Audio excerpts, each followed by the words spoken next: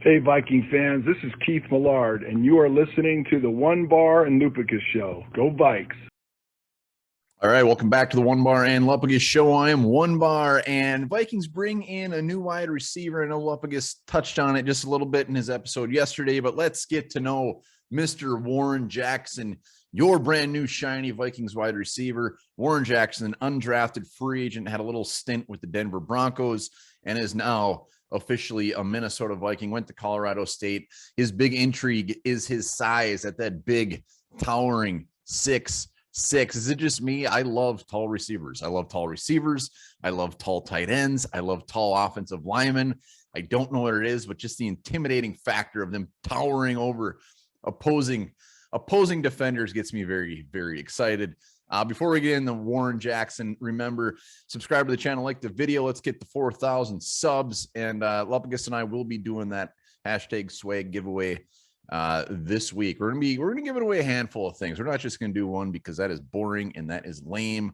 But what is not lame is our new receiver. So it's not really surprising that the Vikings bring in a receiver. We know Justin Jefferson is on the shelf right now. BC Johnson is on the shelf for the year. D.D. Westbrook still not practicing. Adam Thielen getting some time off. So definitely some room to get some more bodies out there. And Warren Jackson just so happens to be that guy. Is he a camp body? Maybe, but I mean, we also have a handful of other undrafted free agents that are doing pretty good too. So you never know. Warren Jackson, this could be a spot where he's looking at, maybe I make the practice squad. This is actually a guy that makes sense to hang out on a practice squad for a year or two, because even though he has that wonderful size, seems like he's a pretty raw dogger. He's pretty raw. 3 seasons at Colorado State. We've seen some good receivers come out of Colorado State. Gallup. Why can't I think of the other one? Rashad Hollywood Higgins. And there's another one that I'm forgetting. But 3 seasons there. He had a little bit of a breakout season his junior year in 2019, 77 catches, 1,100 yards, 8 touchdowns. And before that, he had a total of 47 receptions over his other 2 years. He opted out in 2020. So yeah, he had that one good year. Looking at his draft profiles, where he should have went, everyone was saying possibly a late day 3 guy, but mostly everybody had him as an undrafted free agent. So no surprises there. Again, like I said, his intrigue is his size. It's 6'6". It says a lot about how 50 balls are his bread and butter, as they should be, but he's raw.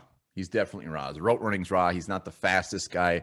So he is somebody that has relied heavily on his size. Appears to be a decent blocker out there. But if he's a guy who puts it all together where he finesses his route running, maybe he's a nice option at the bottom of the depth chart. Maybe he's a nice option to get that nice long 3rd down, or when you're in the red zone, throw a ball up to him. I was watching some of his YouTube clips. He can definitely go up and get that 50-50 ball, but he needs to toughen up, needs to get stronger, needs to get better route running. And like I said, maybe he's a camp body. Maybe we'll never see Warren Jackson ever again. Something tells me we're gonna get a little glimpse of him on Saturday, hopefully in that first preseason game. But that's really all there is to it.